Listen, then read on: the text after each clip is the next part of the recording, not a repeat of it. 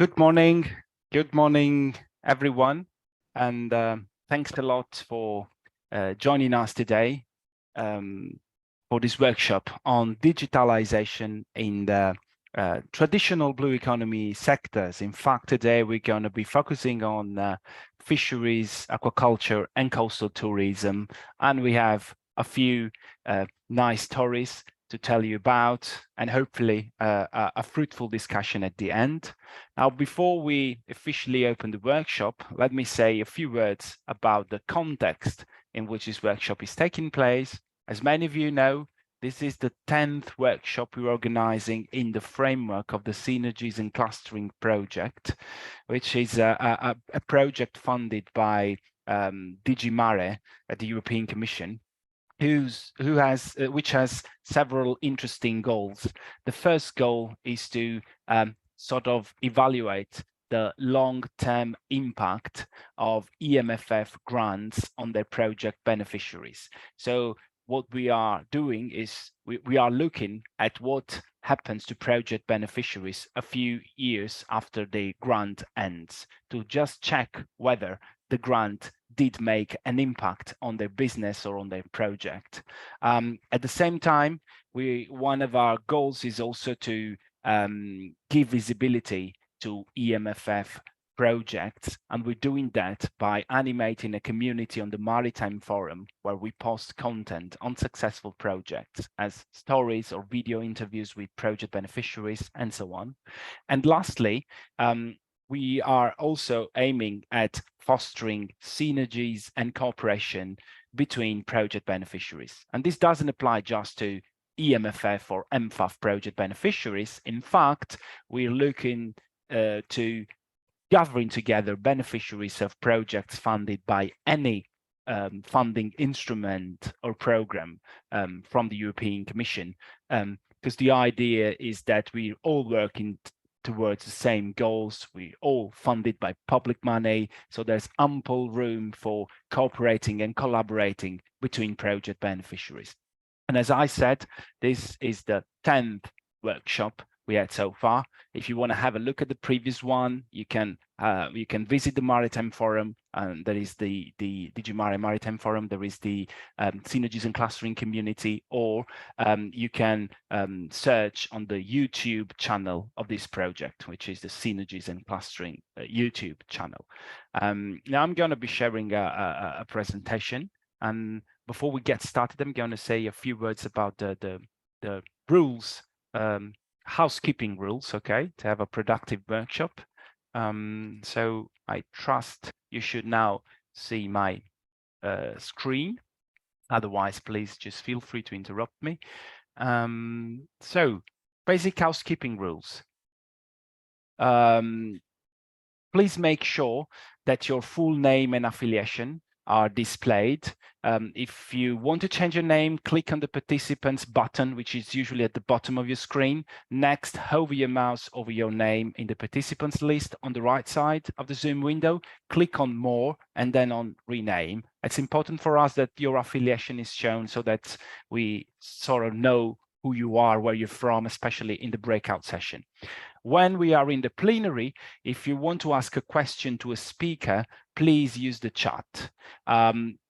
In the breakout session, after the coffee break, to take the floor, you can raise your hand and we're going to open your microphone. But in the first session, please use the chat, otherwise it becomes too messy. As you know, you should have received a notice. The meeting is being recorded, and the recorded will be uploaded on the YouTube channel of the project. If you don't want to appear in the recording, please make sure your webcam remains turned off throughout the meeting, and your name won't display. So it's really just a matter of keeping your webcam turned off if you have objections to feature in the YouTube recording. Make sure you attend the breakout session at the end, because the best always comes at last. And for any problem during the meeting, you can send a chat message to me or to my colleague Anna Kiełszycka, and just use the chat for that. Okay. Last but not least, I take the opportunity to signal another interesting workshop. This is only for the people involved in coastal tourism, and it's organized in the framework of the European Marine and Observation Data Network, which is EMODNet, another initiative funded by the European Commission. And this workshop is taking place as an online event, 26 and 27 September 2023, and the focus will be on marine data for the coastal tourism sector.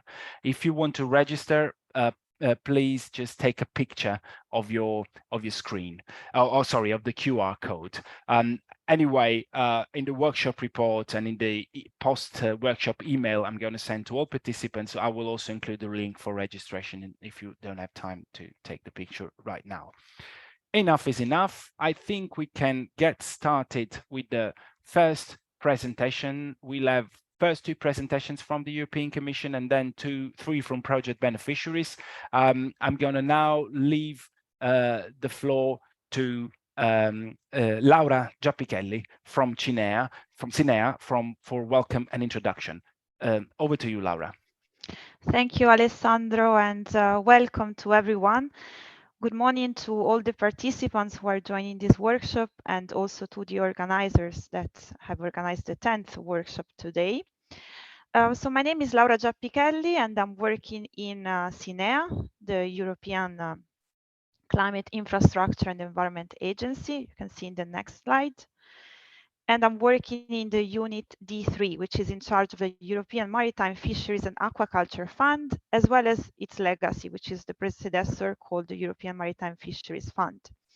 But just to recall that this agency, CINEA, is actually in charge of a variety of programs. These include the LIFE program, the Innovation Fund, Horizon Europe, the Connecting Europe facility. So key programs that really work on issues such as climate, environment, mobility, which are the main pathways to help Europe to become green, to help Europe to implement the European Green Deal. So it's an important agency at this moment in time. In this workshop today, so if we go to the next slide, we will focus really on digitalization projects. And indeed, we will see a variety of projects presented today. We will have the opportunity also to discuss with many of them. In this slide, you see just some examples of projects that are in our portfolio. These are, for instance, you may have already heard from them, Starfish, or project on smart feeding system for shrimps and fish, but also projects related to underwater cultural heritage and Internet of Underwater Things, and tourism, like Tourism 4.0. We will, as I said, hear from them. Some of you are actually participating to this workshop today. If we go to the next slide instead, I just wanted to share with you this QR code. It's very interesting because there, if you just scan it, you can go directly to a page where you can see cluster stories specifically focused on digitalization. And I really invite you to look at that. You can see, for instance, some of the projects that I mentioned in the previous slide. With that, I just really thank you for participating. I invite you to contribute to the discussions, as it's a clustering and synergies workshop that we want to hear from you and exchange among the projects. And now I leave the floor to DG MARE, to Lorella De La Cruz Iglesias, and she will tell you more about the policy context. Thank you, Alessandro, and thank you, everyone.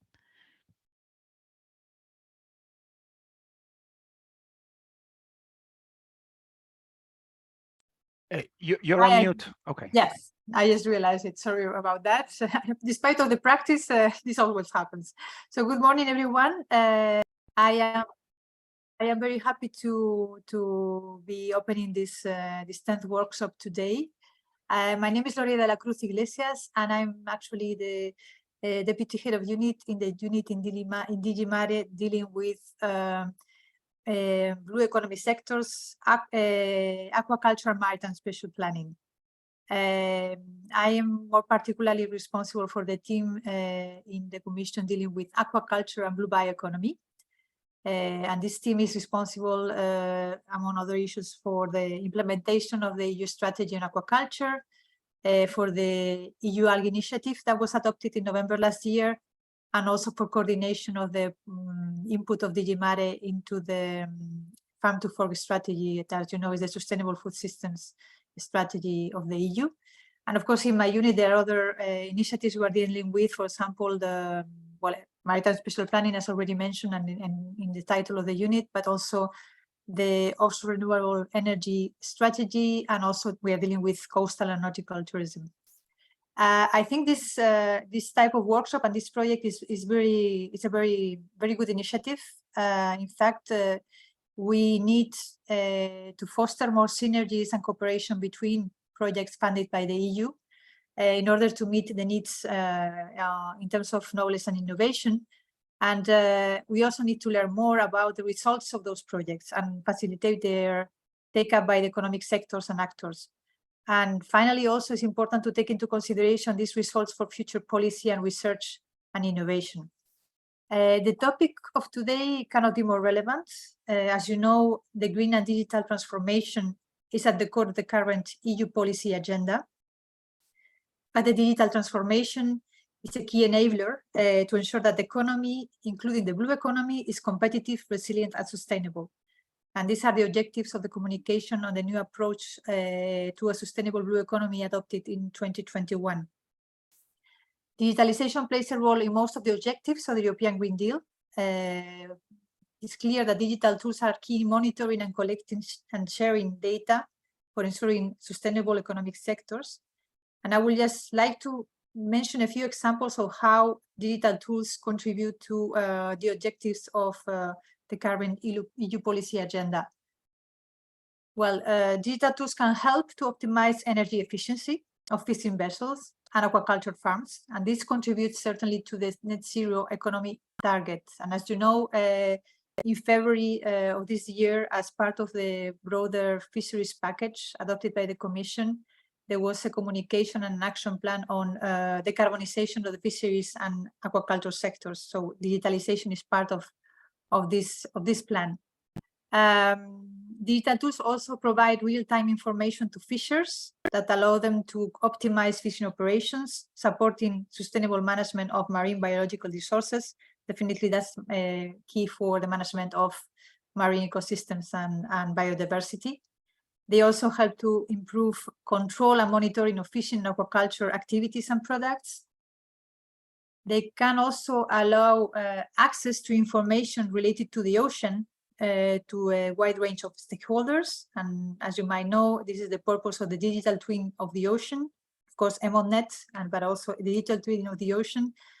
That is a digital modeling platform that will help tackle complex environmental and climate changes in the ocean and their socioeconomic consequences by monitoring and simulating ocean developments and testing different management scenarios. Digital tools contribute also to reducing pollution and recover nutrients, for example, by supporting more efficient feeding systems in aquaculture. And I think we will have one example of a project dealing with this, as I understand, but also supporting combination of farming of different trophic species, like for example, in integrating multi-trophic aquaculture systems, or also supporting aquaponics.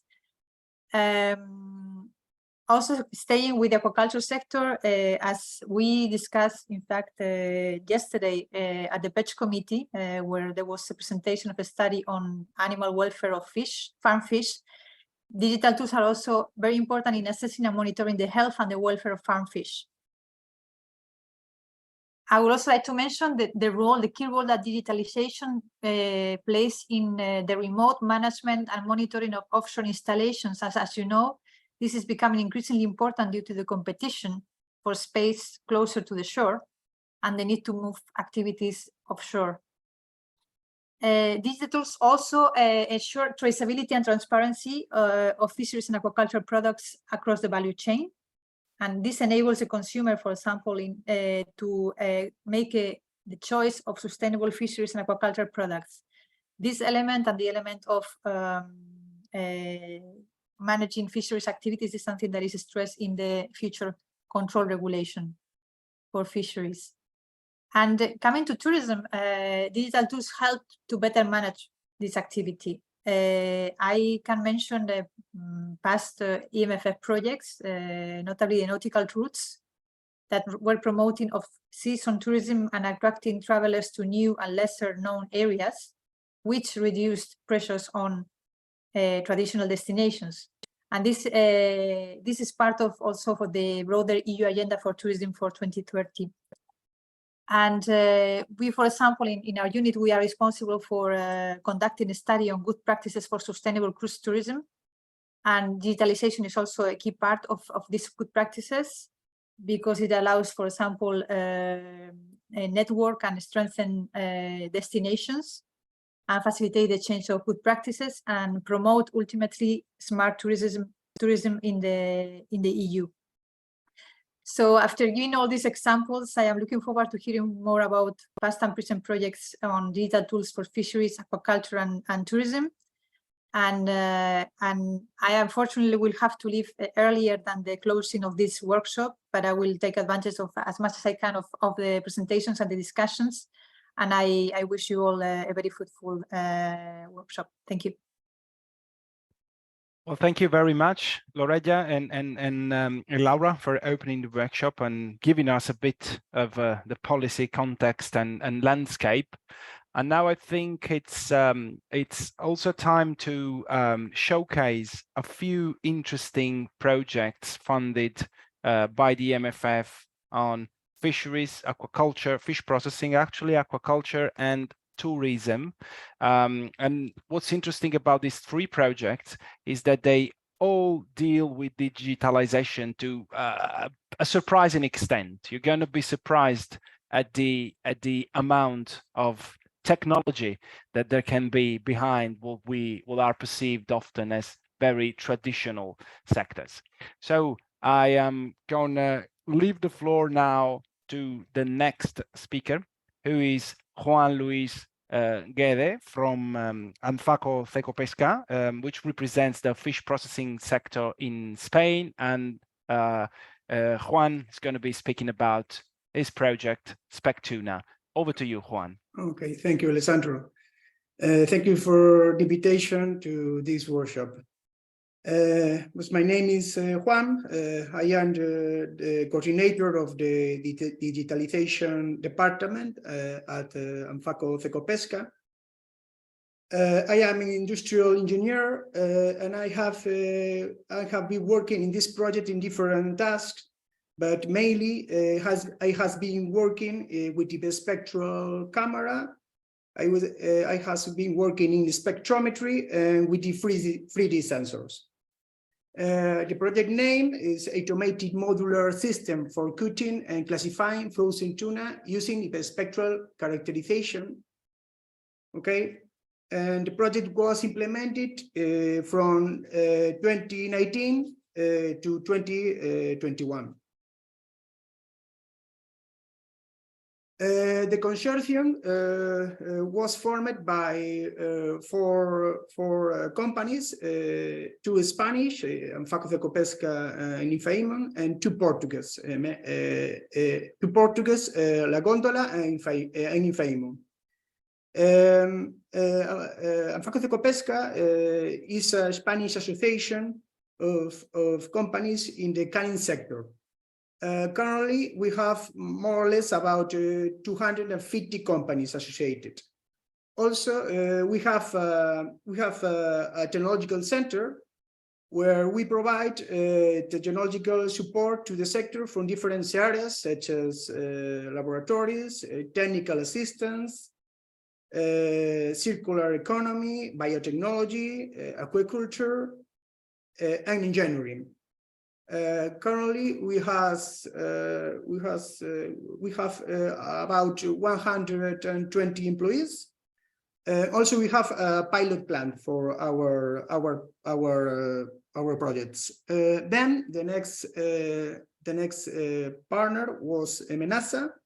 Emenasa is a leader in the field of industrial automation and robotics, and has a large team experience in the automotive sector here in the north of Spain.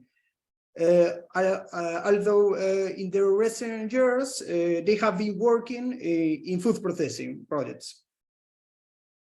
ANFACO-CECOPESCA and Amenaza are located in the northwest of Spain, and then Infaimon and La Góndola are in Portugal, in northern Portugal. Infaimon is an international SMA dedicated to computer vision and image analysis.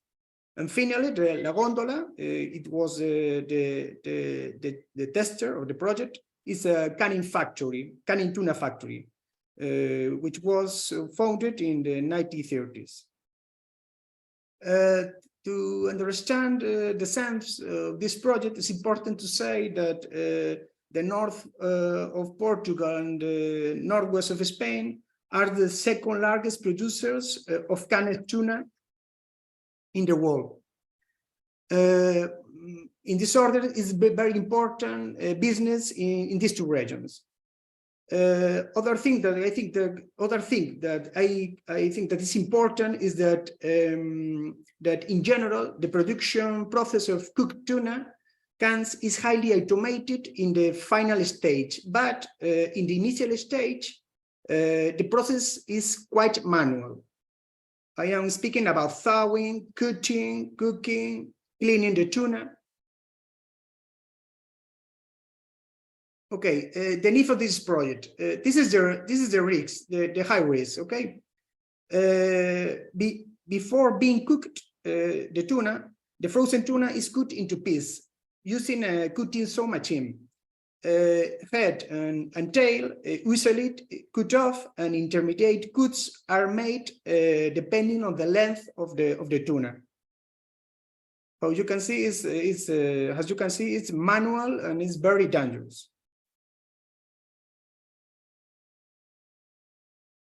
The budget of the project, the total amount to 1,700,000 euros. The solution of the project. This is the plan B of the cell that we built. It had four modules, and the cell has been installed and validated first in ANFACO-CECOPESCA, in the pilot plant, and then in La Góndola. The cell is fully automated from the picking to the whole frozen tuna until the tuna is sorted and cooked. Okay, this is a simulation. This is a simulation we made before the final implementation. The solution consists in four modules. Module 1, fish picking bin. This is the first module. You use a cook robot with the help of the 3D machine vision, and the whole frozen tuna is picked up by the tail. Then the tuna is placed on the weighing machine. Okay. Module 2, geometric characterization and cutting model.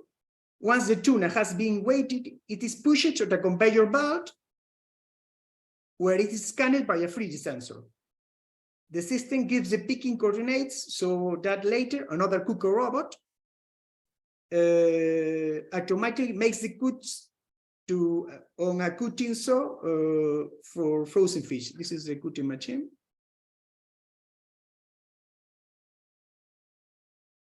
Okay. Then model 3 is hyperspectral characterization model. The robot shows the hyperspectral camera the innermost piece of tuna. This hyperspectral system returns the nutritional values of the tuna. Okay. Finally, a classification model. Depending on these values, the tuna pieces are automatically sorted by the robot.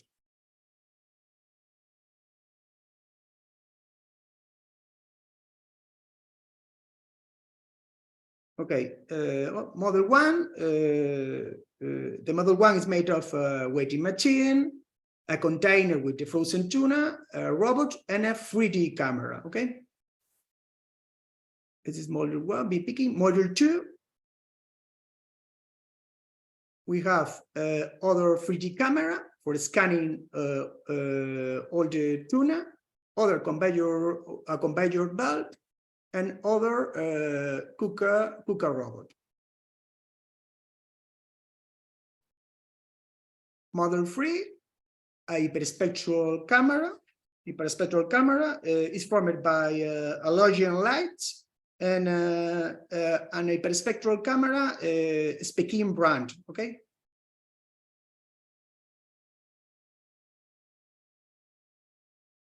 Model 4 classification.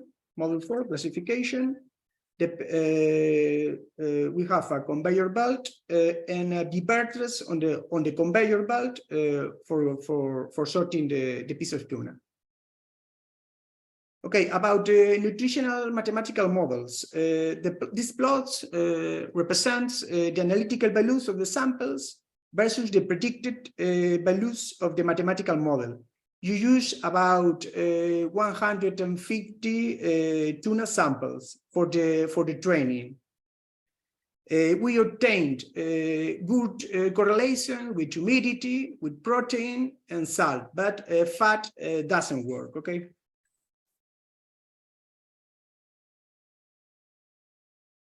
Finally, this is the video with the soldier working in the gondola.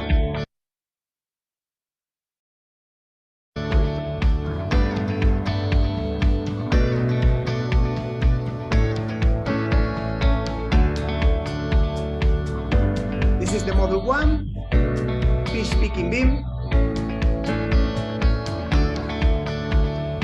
We capture a 3D image of the frozen tuna and pick it up by the tail. The tuna is placed on the weighing machine.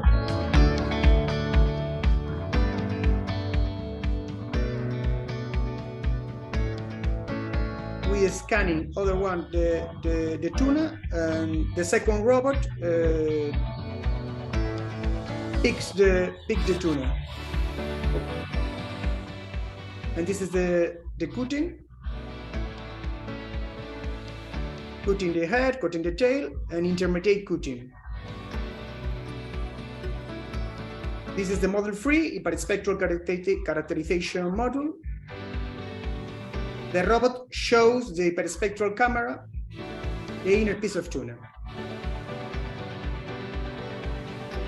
And we obtain the values of protein, salt, and humidity.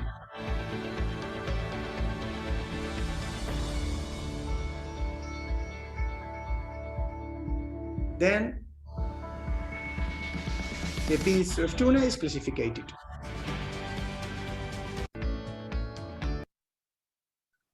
Conclusions.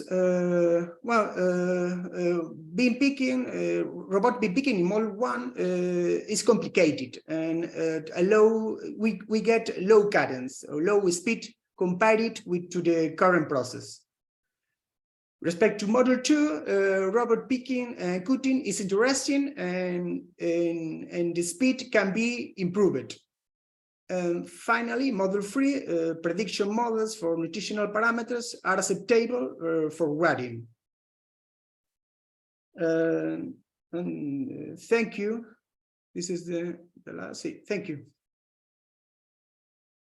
Well, thank you very much. Yeah. Thank you very much, Juan. It was quite interesting presentation. I also especially loved the video at the end, which put everything into context, and it's wonderful to see how the magic happens in practice. And also, again, as I said, the amount of technology is amazing. I see that Grigore from DG MARE would like to say something. Please, Grigore. Yeah, one short question. Which sort of spectroscopy are you using? Because you mentioned that you cannot pick up the fat. What? Sorry? What? You mentioned spectroscopy, but which exactly type of spectroscopy we're using a a special camera, okay? Yeah. You using algorithm PLSR, partial least square regression for try to get correlations. But how I said before, humidity, salt, and protein works, but fact we don't get a good correlation. We use a training about 150 samples for the training. Now the question is, can you have you tried combination of other type of spectroscopy, for instance, for Raman or OCT or others to get a better picture of the quality of the meat? Sorry, but I don't understand. You use like a photonic sensor, we use a spectral camera. Yeah, but Good. In the range, you are asking for the range of the camera. Yes. Oh, the range. Okay, the range. sorry. It was an infrared camera. The range between from 1,000 to 1,007 nanometers. So near invisible. Okay, thank you. Yeah. Visible, no. Infrared. I know. Yeah. Okay, very well. It's. I hope the rest of the questions are not this technical, because otherwise I would I would find it difficult to moderate this workshop. Now, just a joke, and it's good to have informed questions from the audience and from the commission in this case. So let's move on. If you for the rest of the audience, if you have questions for Juan, I would ask you to please use the chat in the interest of time. We're going to keep an eye on the chat and get your questions answered. So now let's move on. Let's completely change sector, but not technology content. We now show you an EMFF project, funded project on tourism. Title is Tourism 4.0 for the Black Sea. And the next speaker is Mamuka Berdzenishvili from the Tourism Institute in Georgia. Mamuka, the floor is yours, please. Thank you, Alessandro. Good morning, everyone. My name is Mamuka Berdzenishvili, representing Tourism Institute, which is a private organization, non-governmental one, located in the city of Batumi on the Black Sea shore. Same time, my institute is a national hub for the Common Maritime Agenda for the Black Sea, just for you to know. If this project or other projects will raise any ideas or concepts which could be realized on the Black Sea region, then you can reach me out anytime, and with our platform of Common Maritime Agenda for the Black Sea, we will be able to support you realization of the project idea, but we can discuss it later on. Now about the project, which was realized 2 years ago. The name is Tourism 4.0 for the Black Sea, and obviously it was focused on tourism. Before we go to the project and the details of the project, I just want to show you the picture of the tourist development in Georgia before the COVID. As you see, there is drastic development of the tourism in Georgia, but this also really relates to the overall Black Sea region. And it was the same picture, I would say, in other countries of the Black Sea and in general Black Sea as a destination. Nowadays, we are also picking up really quickly, and at the end of the year we will get to the same numbers in tourism as we had before the COVID in Georgia. So despite this drastic development, we in Georgia, and I would say in the whole Black Sea region, we're really missing the sustainable practices, and we are still missing it. Unfortunately, we have not had chance to learn more from the COVID pause, and focus on the sustainable practices and digital solutions, and we are still missing them in the destination management, especially the data analytics, which is still really problematic. But on the other hand, I would say that there is a good part of the story, project itself, which left a really important legacy in the wider region of the Black Sea, and particularly in Georgia, and we'll get to that in a few minutes. But before, I want to say a few words about the project itself, which was funded by the European Maritime and Fisheries Fund, part of the Commission, obviously. So we were like 6 partners, and from Black Sea sites were chosen from Romania, Ukraine, and Georgia, and the tool itself is from Slovenia, company of Arctu, focused on the big data analytics, technology, tool development, and high performance computers in general. And we also had a Greek partner as well. So as you see, it finished 2 years ago. It began right before the COVID, and then after 2 years. The general objective were to demonstrate the stakeholders of the Black Sea region the benefit of big data analytics, also the foster commercialization of high performance computers and the related tools in tourism, and test a set of concrete blue tourism services, which is the particular tool of company of Arctu from Slovenia, and it's called tourism impact model, which we were testing in Georgia, Romania, and Ukraine.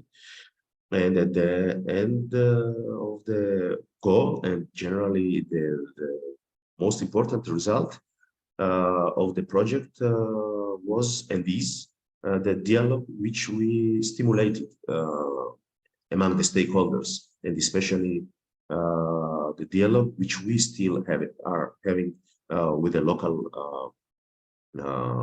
government.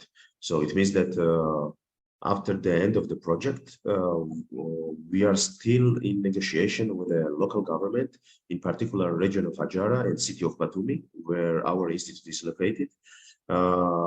We managed, with the help of this project, to raise the awareness in local authorities in terms of the big data analytics and data-driven strategic thinking.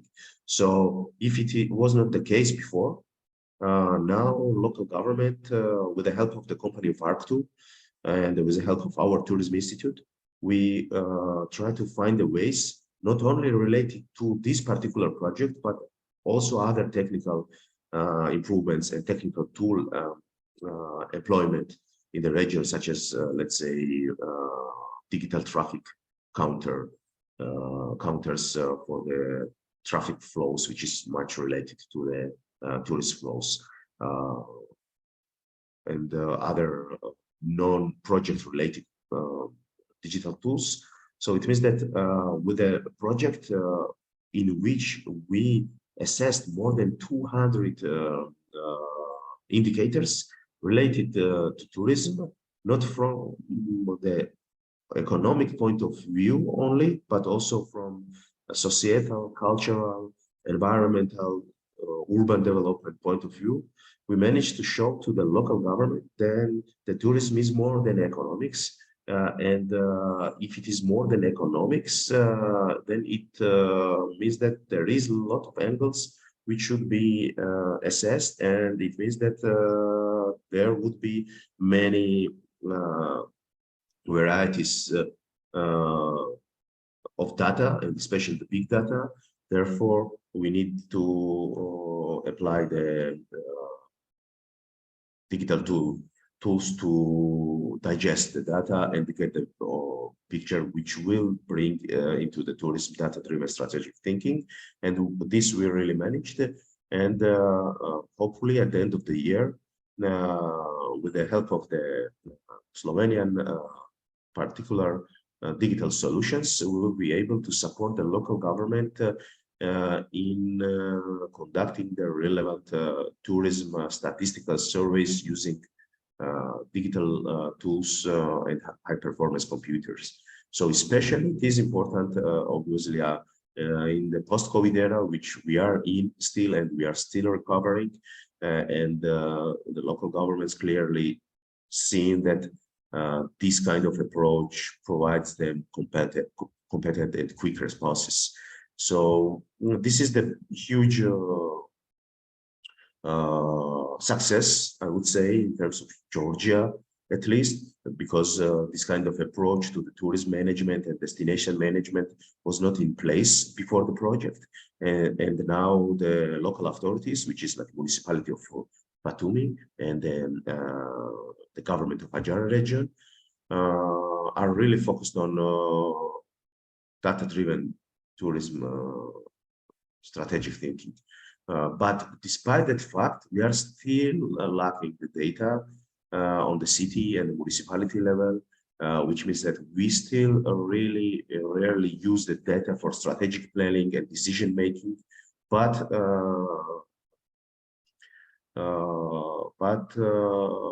it means that it is not the situation is not stagnant, and a lot of things has been already changed thanks to the EMFF funded this particular project. And in the short term, which is like within the 5 years, the region and the city itself will have complicated tourism data analytic tool supported by the digital tools. So it means that to continue this story, we really need to have the continuous fundings for this kind of project, which means that we can deal not only with the Georgian case, which we are discussing now, but also the overall approach of the Black Sea and assessing the sustainable impact of the tourism of the Black Sea, which is really needed now, especially after this brutal war in Ukraine and still the post-COVID situation which is going on. So we really need to do it as quick as possible, and this project of Tourism 4.0 for the Black Sea is a really important case to showcase the importance of the tourism assessing on the Black Sea level, not only the country level, which we were discussing in the case of Georgia. So it means that if we do so, then it means that the tool which we can develop for the Black Sea will be useful not only for the tourism, but also for overall Black Sea blue economy, which is like maritime transportation, aquaculture, fisheries, and so on. So these other parts of the blue economy, other than tourism, are also really missing these digital solutions and digital tools. And I can really say it because as I told you, I'm part of the Common Maritime Agenda for the Black Sea, which is also supported by the European Commission. And we are supporting the local stakeholders to develop the blue economy, not only tourism, but also in maritime transportation, aquaculture, and fisheries. And we can really clearly see that none of these pillars of the blue economy has a complicated data analytical tools supported by the digital solutions. So it means that really we really need to continue to work on these projects, and we need the fundings for that. And that's why I encourage you to be the part of the Tourist 4.0 partnership, where you can see the ways you can be the part of it on this last slide. And also, as I mentioned before, you can also approach me as a part of the Common Maritime Agenda for the Black Sea. And if you have any idea regarding that issues discussed above, we'll be happy and ready to assist you to find their suitable partners and other necessary support. So thank you very much. And of course, I forgot to say thank you for inviting us to this important event and letting us to share our success story. Oh, thank you, Mamuka, and must say that as a contractor working for this project, having projects like this makes our life a lot easier, because there's we need to work on success story. We need to show how the MFF is contributing to achieving the EU policy goals. And I think the first two projects were a sheer example of this process. And I must add that it's also nice to see how cooperation as not just among project beneficiaries, but also between the European Union and its neighboring countries. This is very important. We live in the same planet, regardless of boundaries and political entities. We must focus on the same goals, and this is a very good example of this. So thank you very much. We're now supposed to have a coffee break because the next presentation was scheduled for 11. Now, I suggest if if you don't have any objections, I suggest to do the next presentation now and maybe have even a longer coffee break afterwards, so that we can dedicate the rest of the time to the second session with no interruption. Unless someone has any objections, I would thus leave the floor to the next speaker, who is Javier Álvarez from FishFarmFeeder, who's going to be speaking about SMART-HATCHERY. And Javier, the floor is yours, and you have control over your presentation, so you can use your keyboard or mouse to change slides. Okay, thank you very much for inviting us to this workshop, for sharing our vision of smart aquaculture. I don't know why I cannot. I can change slide for you. It should be working. Yes. You have control, but okay, I'll change slide for you then. Okay, thank you very much. That's okay. I will first. I think that the starting point for our project was the need to digitally optimize all stages of the aquaculture production, starting with the early stage. Today, one of the major farming bottlenecks occurring during this early stage, mainly because the lack of system that maximize the feeding efficiency, and of course, the minimizing the fish feed loss. No, I think that in that moment there is no solutions for automatic live feed supply, and there is not adequate solutions for monitoring and controlling and optimizing dry feeding for small particle pellets during the larval or even at the weaning stage. And also, we think that the aquaculture sector needs a new kind of microdiets that improve the feed conversion rate and with a strong reduction of production cost for allow to the hatcheries to increase the number of production chicks per year. So next slide, please. With this point of view, a consortium, three companies, a consortium made by three companies, one of Spain and two for Portugal, came up with a project to make a progress for this situation. The first is a company from Spain, ARAS, our feeding system. It's a company specialized in smart feeders for aquaculture. Sparrows is a company to involve in research and develop of new kind of micro diets for aquaculture. and Aquinova today knoweth like Flat Atlantic is the mainly aquaculture production for turbot and sole in Europe. Next slide. So what was the main objective of the Smart Hatchery project?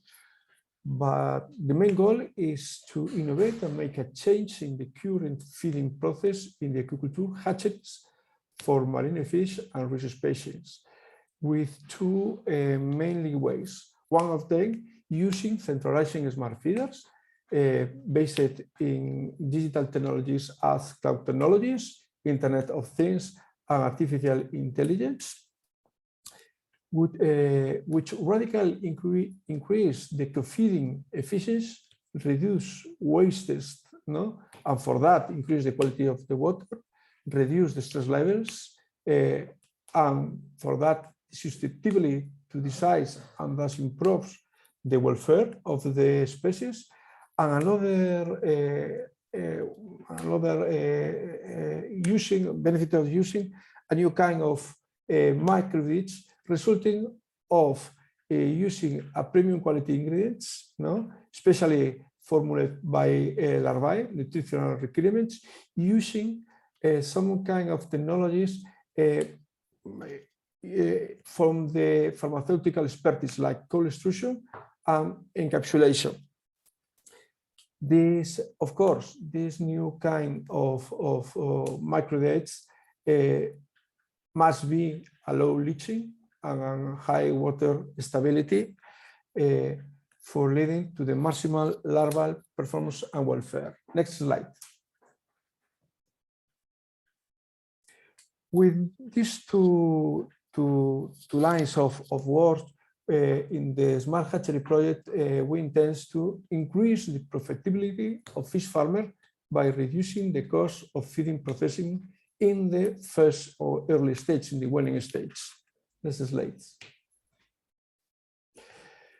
What was the ambition for this project? You know, during this project, our ambition, our progress beyond of the state of the art was increase larval survival between 5 and 15%, reducing deformities and fish discarding between 1 and 5%, reducing the pathological outbreaks up to 20%, reducing the feed consumption between 5 and 10%. Of course, reduce the operational cost up of 5%, reduce the feeding cost up to 5 or 10%, and reducing the traceability of non-conformities around 0.1%. Next slide, please. Well, a slide for the main work plans. This is say 6 work packages. 3 of them was very technical for industrial adaptation of smart feeders, for the new development of inert microfish prototyping, and for the industrial validation of the results of work package 2 and work package 3 in a real farmer production. Of course, the work package 3 is mainly for a tax for exploitation and IPR strategy, and of course, the project management and dissemination and communication tax. Next slide. At the end of the project, 2 years of projects, the companies involved obtained, and the first result was a dry feed. Today, this is one of our especially hatchery solutions that feeding system is marketed in over the world. This is a centralized feeding system for larvae with dry feed, mainly focused for hatcheries with high levels of production, 20 million of larvae perfectly. This system is able to dosing microdates from 150 microns, with a minimum dosage from 2 grams. It has 4 hoppers, and for that is able to mission feed in the same dose, and of course is able to feed during 1 day or 24 hours of continuous feeding. Next slide. For the live feed, we designed, and today we are commercializing this solution. Is a central feeding system for larvae with live feed, also for hatching with high levels for production, more than 20 million of larvae. The system is able to dosing Artemia, rotifer, and microalgae. Once of these Artemia, rotifer, and microalgae is in every silos. It has 4 silos, 4 hoppers with 250 liters with adjustable temperature, and of course is able to work during feeding during 24 hours. This slide. Both systems are real-time monitoring, but a desktop and mobile app. With this app, the farmer knows the state of the fever, and it receives in real-time warning and alarms for each systems. And with this solution, the farmer is able to monitor and manage the feeding process every time, everywhere, during all the day. For the smartphone and tablet app is able in the 2 mainly app stores, Google Play and App stores. Next slide, please. For the other line of way of work in this project, our partner Sparrows was developed a premium winning microdiet for fat fish larvae, produced with high quality ingredients, with low shear extrusion, and using microencapsulation and heat sensitive nutrients. These solutions are especially for Atlantic halibut, Senegalese sole, and turbot. Next slide. At the end of the project, in the validation, in the work package 3, in the validation in 2 complete cycles of Aquinnova, the results for this project was in a general form. We have proven that the both systems, smart feeders with microdiets, especially microdiets, can increase the profit of this larval stage of on the hatcheries of the Aquinnova system by more than 25%. The increase of the profit, in 25%. So I think that with this project we can demonstrate that using digital technologies and using especially diets can help to the aquaculture, European aquaculture, to grow and to increase their profitability. Thanks so much. Well, thank you very much, Javier. I must thank all speakers for the amazing time management skills, because we started a bit late, but now we made up for the time lost at the beginning, which means we can afford a slightly longer coffee break than initially planned. Before leaving you, I remind you that if you have questions for Mamuka and Javier, just please use the chat and there will be time to answer all of your questions in the second session. So for now, I think it's now time to stretch our legs and enjoy some more coffee.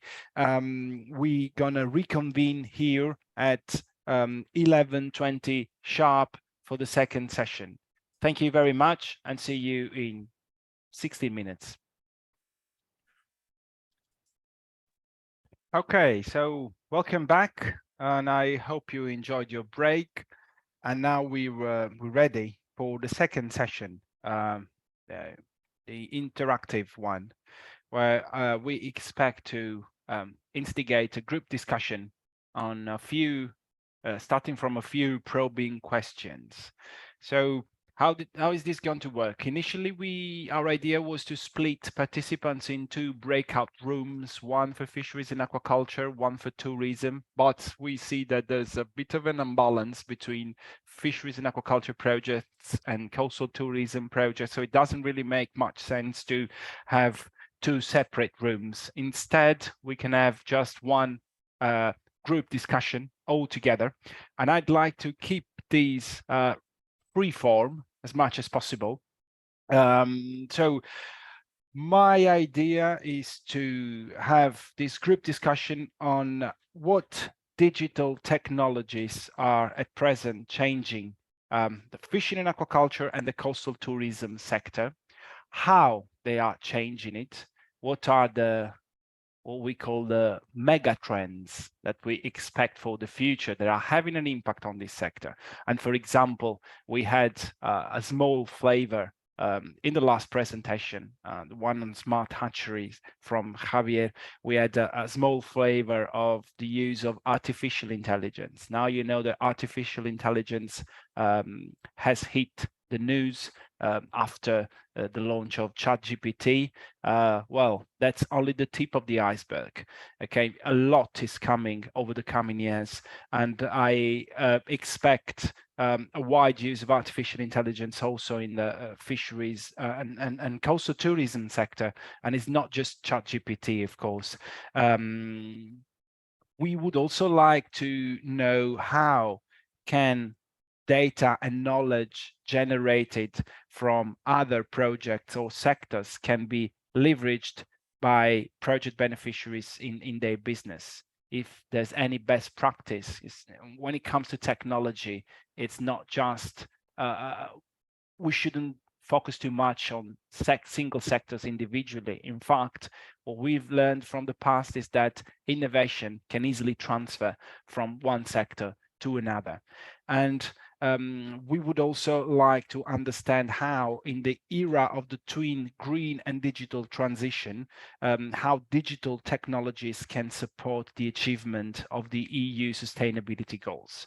I think this was pretty clear from the three presentations we had from project beneficiaries. The idea of using digital technologies, of course, responds to several objectives. One is economic efficiency, but there's also the goal of in improving sustainability of workers' health and security and welfare. We saw it quite clearly in the first presentation from Juan Luis, the SpecTUNA.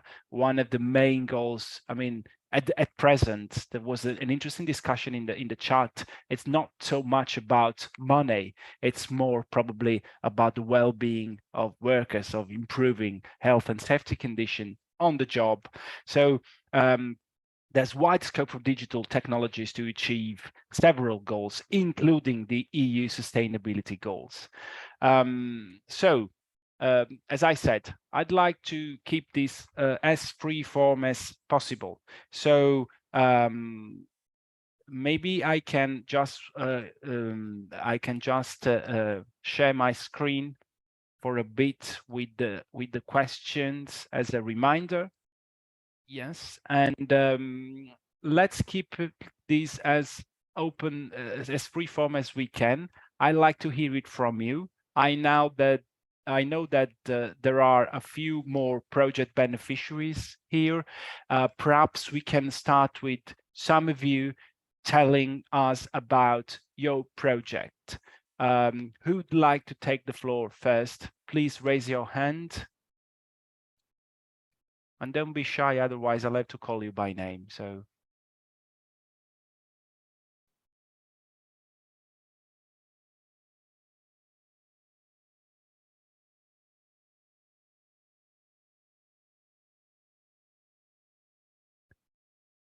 Okay, perhaps I can.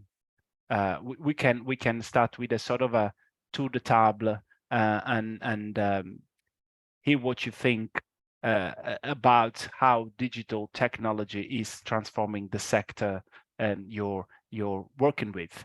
At any time, please feel free to intervene by raising your hand and I'll give you the floor. Maybe we can start in alphabetical order. I see Adela Garrido. Would you like to share your thoughts?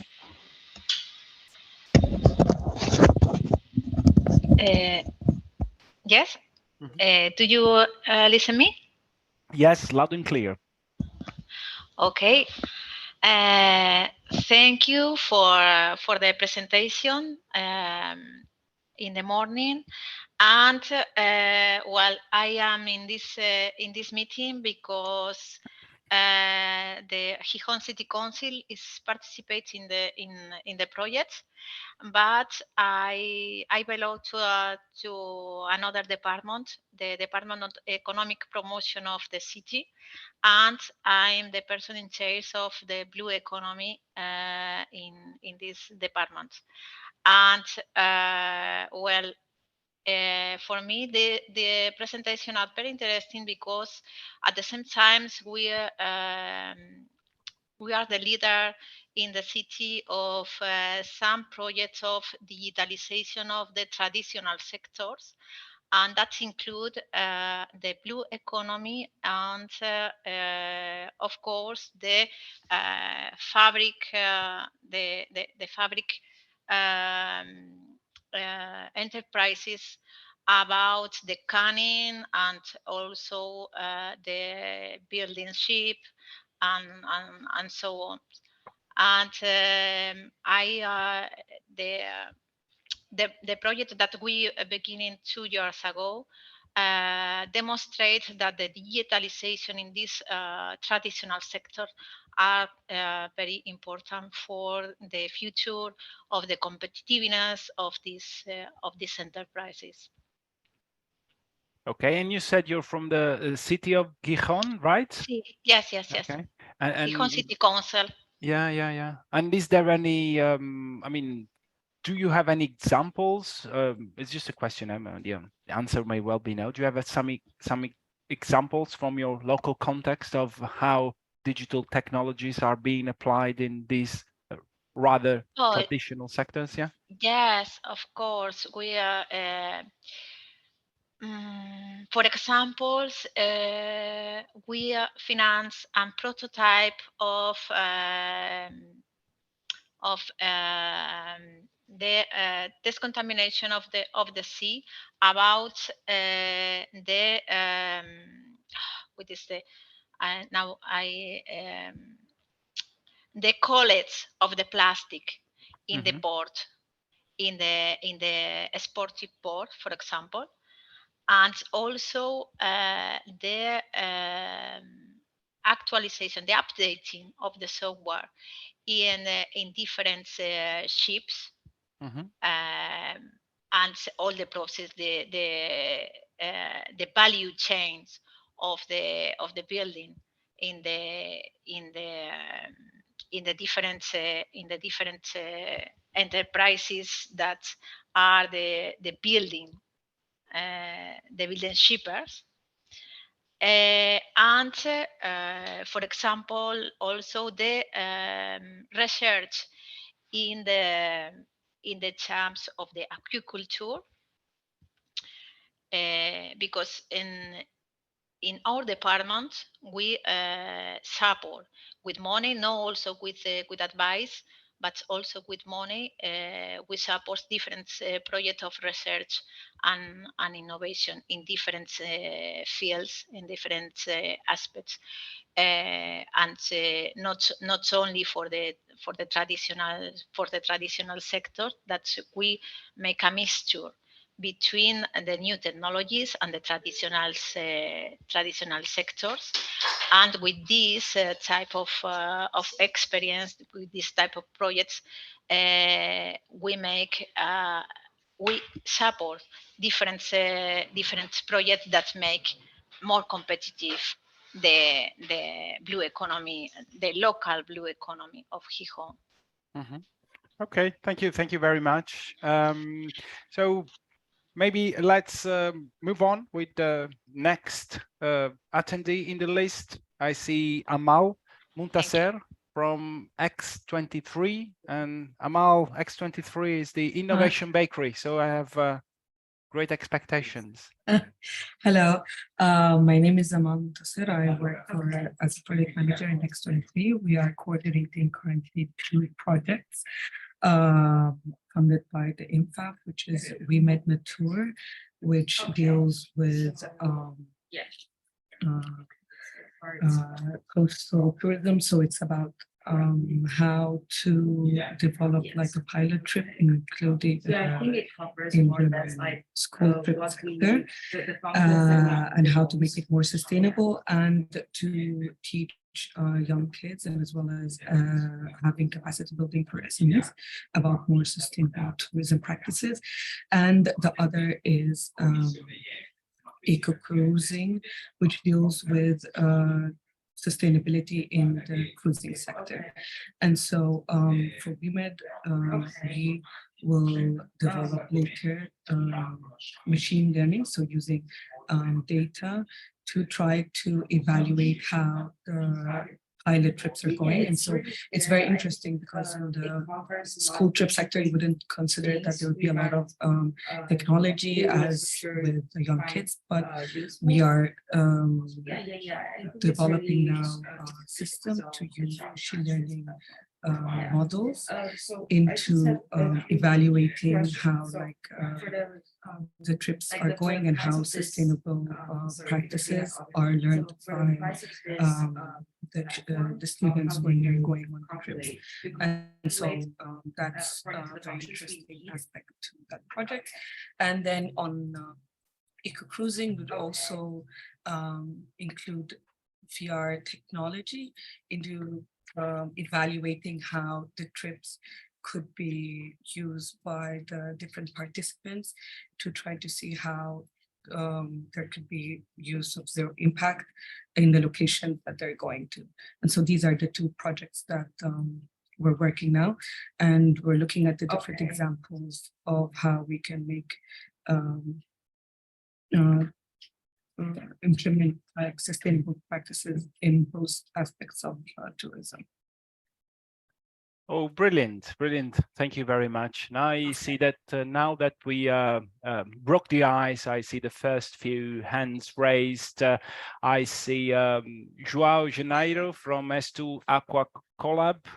So aquaculture, I presume, which is quite interesting because we all know that aquaculture has a huge potential to increase a healthy and stable food supply, reduce pressure on fish stocks. It also has a lot of challenges, as we know, aquaculture, and technology can play a great role, especially in the new framework developed by the European Commission, as briefly mentioned at the beginning. But João, please, the floor is yours. Yeah, thank you very much. I've decided to be proactive instead of waiting for you to comment.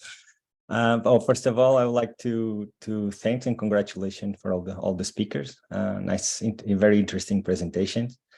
Yeah, you are absolutely right. So aquaculture is it's a challenge and a necessary challenge for the coming years. As to AquaCollab, it's a collaborative lab. So basically, we have universities, research centers, and also the industry and other companies as associates of our collab. And our goal is to make the sector more sustainable, more reliable in terms of production. And for that, of course, the use of new technologies is key. So in the collab, my area, my responsibility is to implement or to bring emergent technologies into the system, into the sector. I'm very keen and working with some of our associates, especially the offshore industry, in bringing the concept of digital twin into the offshore practices, working in several modules, let's say, and then combine everything in a digital twin that can soon, hopefully soon, rather than later, being in charge of the total management of an offshore aquaculture, and at the same time bring the same concept to other inland aquacultures, RAS systems, everything. So this is our goal. So for that, data is key. Models, numerical models, to understand also the processes that are involved in the growth of fish, in the disease, how they spread in the fish, how they spread in the water, understand the impact of the aquaculture as well, try to model everything in order to have a proper digital representation of the entire complexity of aquaculture production. So this is our goal. Of course, we use technology, mainly AI in other parts, with genetics, with trying to improve the feeds as well with other associates, including sparrows that was mentioned here in a project. But well, that's not my specialty, so I can give you my contact if you have further questions, and I can share these specific questions with my colleagues in charge of that area. So and I think that's it. Mm-hmm. Well, thank you very much. I would also like to take the opportunity to ask you a question, just your opinion. What do you think is the uptake, generally speaking, on average, the uptake of digital technologies from aquaculture farmers? Because sometimes I have the impression, I'm under the impression that when we do these workshops, of course, we preach to the converted, because we're a group of people here. If you register for this workshop on digitalization, you don't have to be converted. You already embraced digital technologies in your business, but sometimes there might be a sort of a reluctance from operators in traditional sectors to embrace new digital technologies or innovations, etc. Do you think that is currently a barrier to your knowledge? So I think there are several problems on that, but I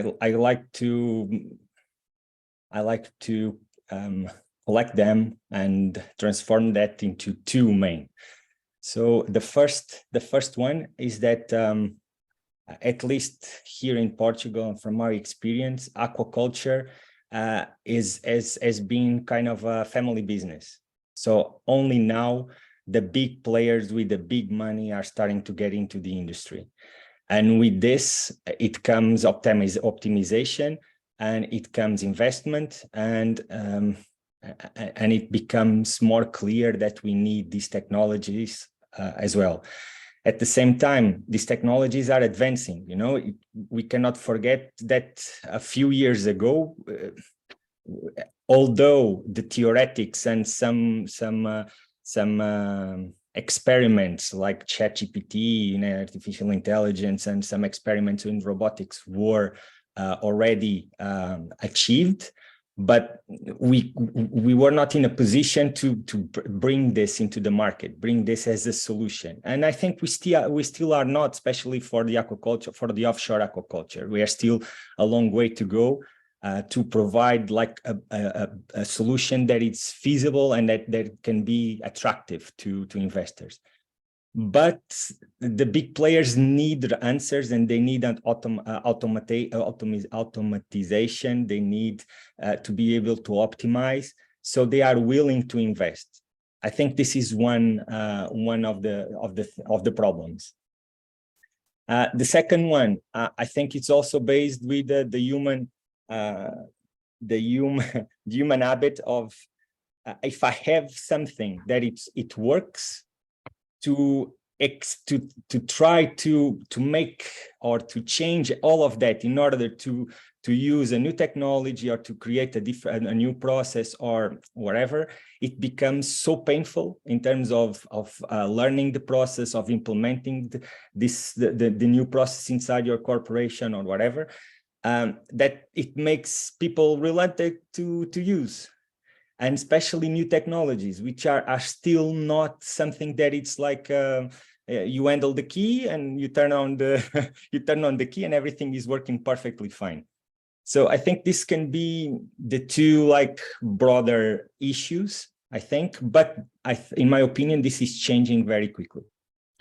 Yeah, I mean, there's a very old adage that goes, if it ain't broke, don't fix it, which is a very wise piece of advice quite often, but sometimes it just stands in the way between stands in the way of innovation.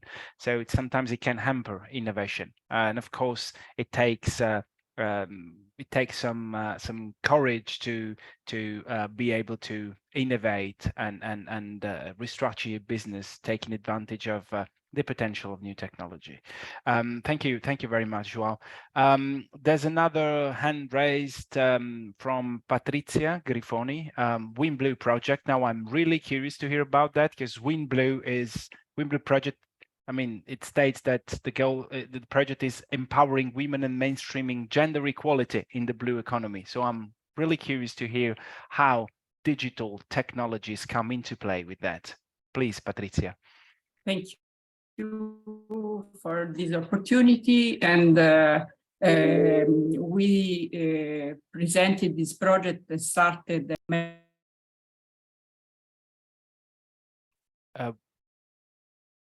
Patrizia, you're on mute now. I don't know what happened.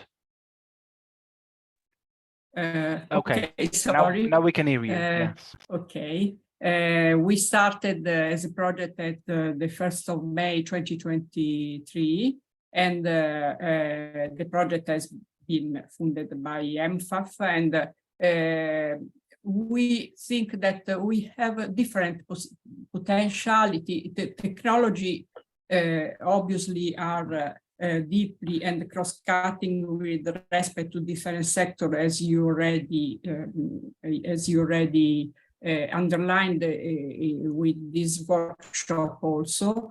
And the question is that among the sustainable development goals, one of the issues is also to promote the inclusion of all actors of society and of women. And we can say that in the blue economy, the presence of women is very low. And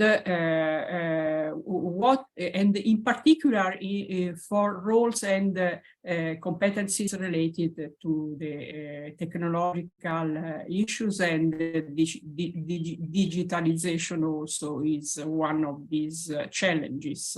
This is a challenge, but is also an opportunity. What I mean is that technology and this digitalization can also facilitate the engagement with collaborative tools, collaborative platforms, and digital tool, the collaboration of the different actors and of meaning workers, policymakers, scientists, enterprises, and between the different genders. For engaging also different genders. For example,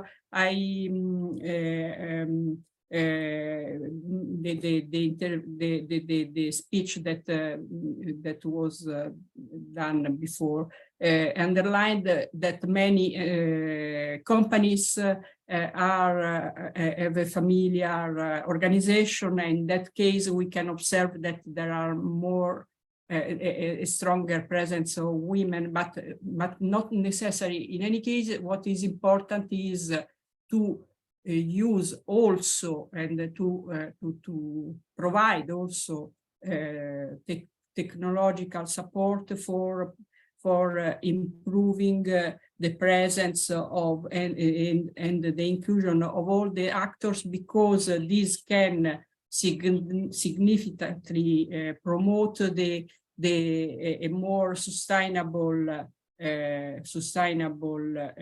society, and also can also produce in a more balanced society. We can also see frequently that there are very important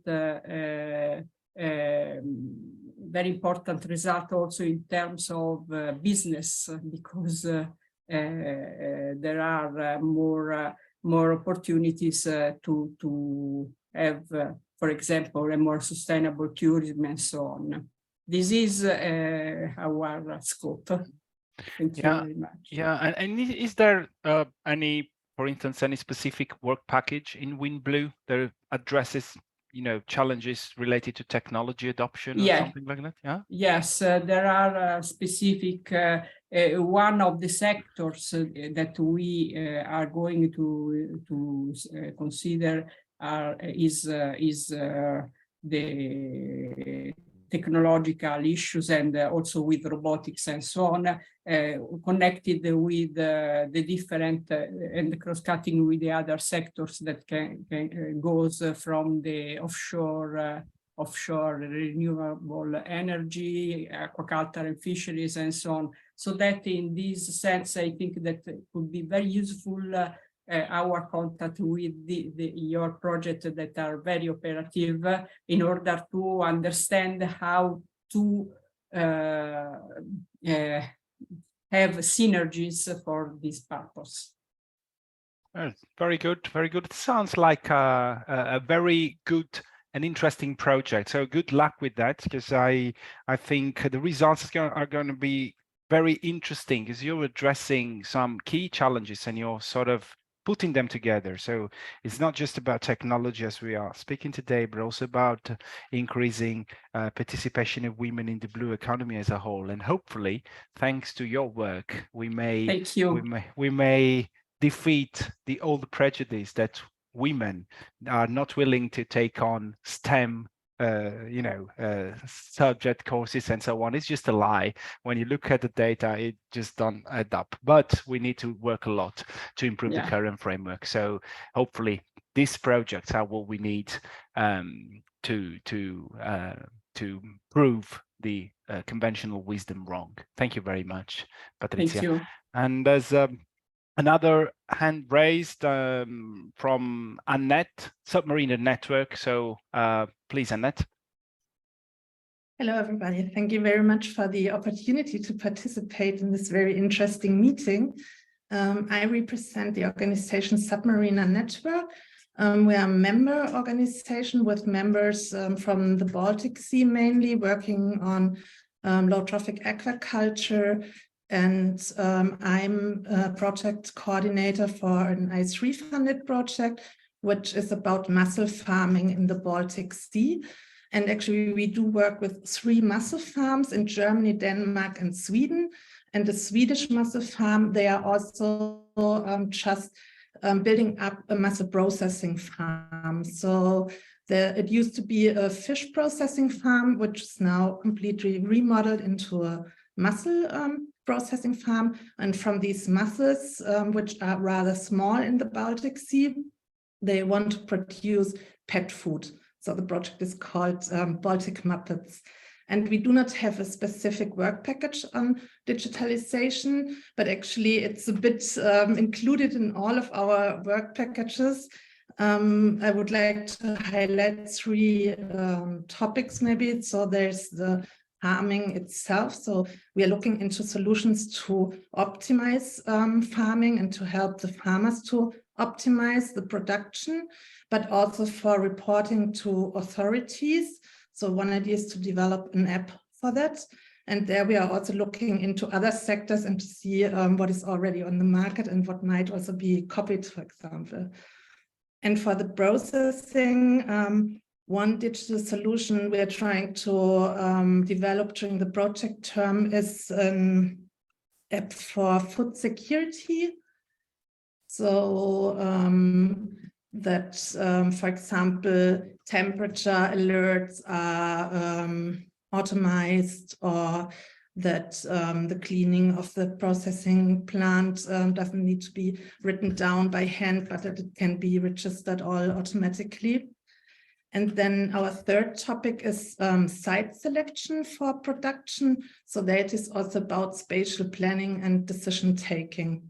So there's also two tools that are part of our project. And we, of course, also need a lot of data from other projects, especially, for example, when it comes to climate data. We are very interested in that, or also as data for life cycle assessments. That's something very interesting for us. Yes, so we're always interested in exchange to that. And we do have a muscle working group, which is meeting every 3 months. And actually the last meeting was about digital solutions. I'm happy to share a link about the minutes from this meeting. Oh, yes. Also, please feel free to share the link via chat. Yes, thank you. Thank you very much, Annette. Yeah, okay. Something else I would like to hear from, if I may be a bit cheeky. I see that there is Cecile, who's an old acquaintance from Ibernet as well. So good to see you here. But now she's representing IFREMER and Prep for Blue, which is also a very interesting project that is using research and innovation to restore our ocean. So maybe Cecile, what is what digital technologies you plan on using in the project? How do you think they can contribute to achieving sustainability goals? Hi, Alessandro. I had hoped to be discreet when arriving, so it was more for getting information. In Prep for Blue, we're mainly for the moment developing tools, we're going to say, in order for researchers and so on to then answer mission goals, we're going to say. So there is a main database that's developed. So it's a stakeholder database for all stakeholders involved in the mission. There is also a tool, a stakeholder engagement methodology tool that's in development and should be out in September. So it's not directly having an impact on sustainability, but it's to help others to answer also. So that's the two main tools we're going to say. There are others also, but I'm bit code short, so I don't know what else I can say. Okay, thank you very much, Cecile. So moving on with some maybe other interesting projects that maybe they can share our experience. I see that the Mazi travel guys from Greece are here. Maybe you would like to tell us a bit about your project and how digital technologies is playing a role or played a role. Hello, everyone from Thessaloniki in Greece. Mazi Travel is a DMC and tour operator company based in Thessaloniki with offices in Athens and Cyprus as well. We had the opportunity to participate to several EU projects, EU funded projects, and our gist, the gist, I mean, what we can say on this topic is that we found out that through these programs that had been implemented during this project, AR and VR applications and other digital tools, we found out that through these technologies, there is a chance, there is an opportunity to change and to enhance actually the visitors, the guest experience. So in many ways, we found out that the experience of the tourist is more holistic and gave us lots of input about the future use of this kind of technologies. And this fact, I mean, the use of the technology in tourism programs can perfectly fit with our endeavor to work towards sustainability management practices, and we're still working on this, and we also our endeavor is to incorporate as much as possible to more of these technologies in our products. Okay, thank you very much. Do you, just out of curiosity, do you also see any challenges when using, for example, big data analytics and, you know, for tourism? I mean, challenges related to, I don't know, maybe personal data and this kind of stuff?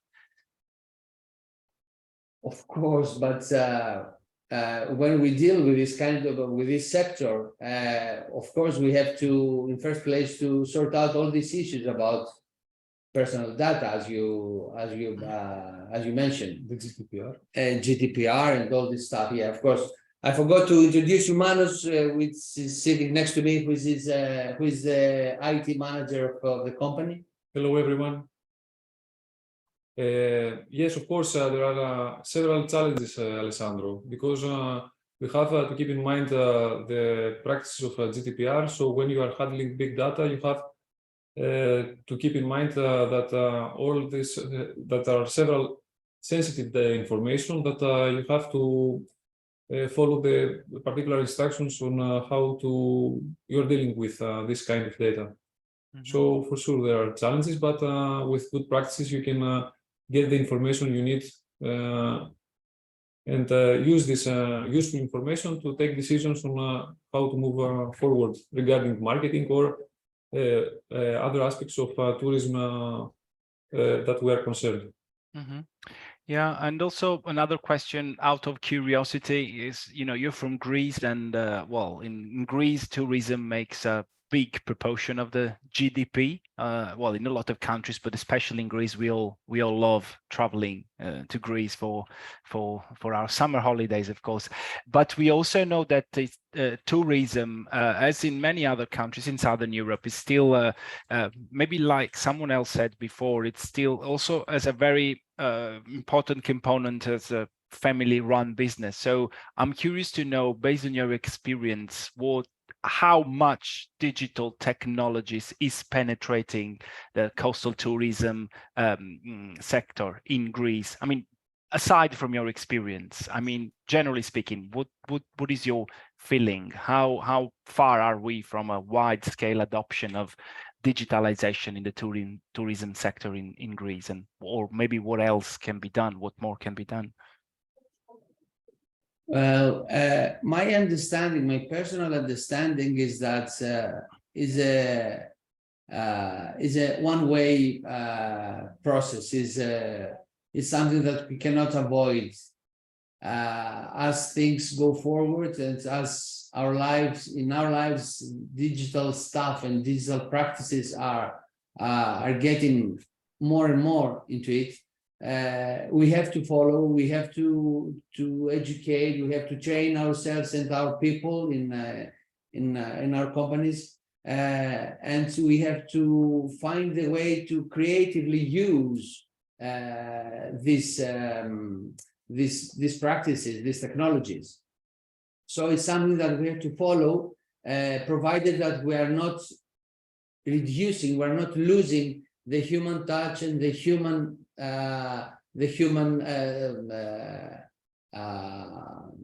aspects of making business. So we have to make choices, and we have to make decisions on how to use and in which length, actually. But we have, at the same time, to be aware of the new technologies and the most creative way to make part, to make them, to take them in our businesses, into new products, or into the way we communicate, or to to add some new aspects in our products. Okay, no, thank you very much. And this is also interesting, I guess, because there's always historically, traditionally, I would say that there always have been concerns about technology in general, not just digital technology, replacing jobs. It's a constant and common fear in the history of humanity. And so far, all doomsayers have been proved wrong, because usually what happens is that innovation in the short term, of course, displays jobs, but in the long term, it creates more jobs. But it's an interesting, I think, train of thought that we can also follow in this conversation. What is the balance we should strike between innovating and, you know, communicating this to people and workers and everyone else to minimize concerns over adoption of new technology. But I see that Mamuka raised his hand, so please, Mamuka.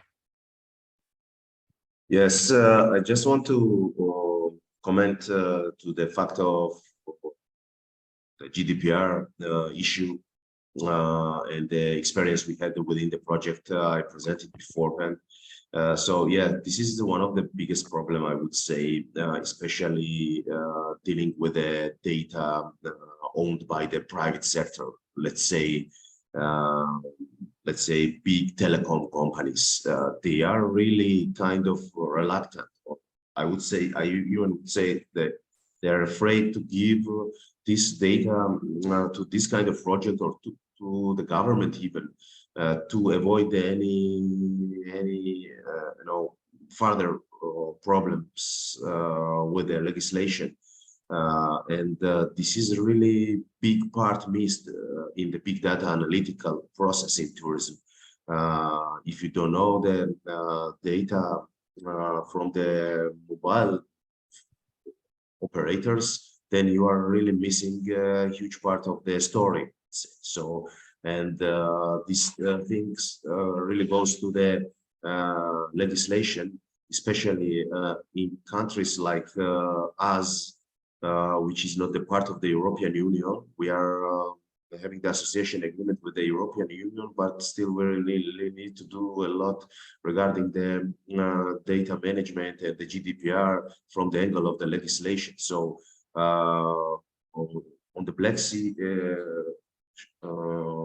region, there are many countries, like 5 countries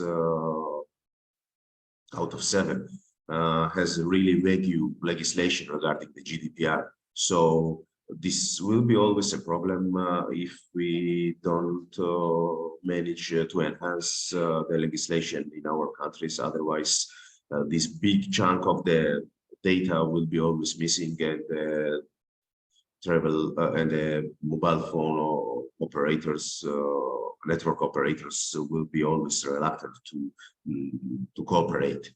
So yeah, and I think the main player in that regard is a governmental organization and the government itself. From our experience we had within the project, we've seen that only stakeholder who can really deal with this project, with this problem, is a government and then local authorities like tourist departments or the municipalities. So if they don't push this thing, then research centers like ours or other private industries will be really not able to deal with it. So yeah, this is the very important issue to take into account. Yeah, very good point. Very good point. Thanks for sharing thoughts. And yes, the GDPR is, we all know that in a lot of cases, it makes things more difficult for businesses. But to be truth, I guess it's commonly acknowledged that it's the most advanced legislation on the protection of personal data in the world, and the level of protection it guarantees is unparalleled. But so yes, this means that there might be challenges to cross-country cooperations when a business registered in a certain third EU non-EU country is not subject to the GDPR. So it's a very good point that we should keep in mind if we want to expand cooperation on this. Maybe we can hear from some more project beneficiaries. I see that we have Muscle Pro, for example, that they're also using Internet of Things, if I remember well, into mussel processing. So maybe Jose, Luis, if you don't mind, you would like to tell us about how do you think technology is changing your sector? Hi, hello.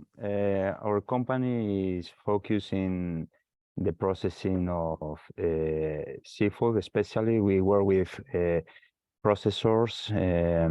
As we heard in a previous presentation, Galicia and North Portugal are one of the biggest processors of seafood. We have some of the biggest canning companies, and especially mussels, which is the project we've been developing is very focused in the processing of mussels. The idea with this project is using all the information we have from the product, from the mussels, since they are catch from the platforms, and send into the processing plant. Analyze with some new technologies the quality of the mussels, and then take decisions on the data we get from those equipments. And with the information we get at that point, we can improve and the process, the cooking point, and also after the mussel is canned and is thermal processing in the return. So we get all the information from the product. We implement better processes, so we can optimize the process and get some savings in energy consumption, improve the performance of the system, reduce emissions. And we think that the use of new technologies, analyzing all the information, as you mentioned before, maybe you can reduce at the first step the amount of workers you wanna use in your processing plant, but at the end you need more people but more specialized and with higher qualification to properly analyze the information, and to continue try to improve the efficiency of the system. So that's something that we are really focused when we started with this project. We wanted obviously to improve the quality of the process. We wanted to reduce the consumption, but also there's a lot of engineering, there's a lot of new technologies we are using in this project, and we are using a lot of data to improve the processing. And our idea is starting with the mussels, because it's one of the most important products we have here in Galicia, Spain, but also we want to use it with another products, tuna and many other processes. We think we can easily implement those technologies. So that's something that we have in mind when we started this project. Yeah, and it's good to see that. We all know that Spain is the biggest player in the EU when it comes to fish production and fish processing, as we heard before. So, in Galicia especially. So we also learning that it's at the forefront of research in technology to improve business, increase well-being and workers. So I think this signals that you need to reach a certain critical mass to start ingesting technology into your business. Otherwise, it might just not going to work quite all right. And as someone else pointed out before, if especially when you're a small business, if you think that you always been doing things in a way, you might not have an incentive to change. Whereas this might be a bit different when there are big players. And also, I think it's interesting that the thought on this contrast, this dilemma between, you know, something that increases your business, but at the same time, in the short run, reduces employment. There's a very famous story in the United States. I think the first ATM was opened for business in the late 60s or early 70s, and everyone was predicting that the number of employees in banks would decrease sharply. In fact, it kept increasing until the early 2000s. What happened was simply that a lot fewer people stopped working at desk as clerks in banks because ATM did replace them, but banks happen to employ a lot more consultants. So I think this is the effect of when you introduce a new technology. It certainly is a bit disruptive in the short run, but in the long run, it opens new opportunities for new jobs, and it's sometimes difficult to communicate this to everyone, but that's normally what happens. And it will probably happen with artificial intelligence as well. We're all scared that we may lose our job due to artificial intelligence, but the thing is, no one really knows what's going to happen with this continuous creation. But we're reaching towards the end of this session, so I would like to hear from a few more people or project beneficiaries. So, hoping that no one hates me, I would also like to hear from Maurice from the National Research Agency in France, because I saw that he was very active in the chat in the first session. So I'm pretty sure he has a good overview of how technology is changing even these traditional sectors. So if you don't mind, Maurice. Thank you, Alessandro. I will say one word first about Sustainable Blue Economy Partnership. I am not beneficiary, I am funder.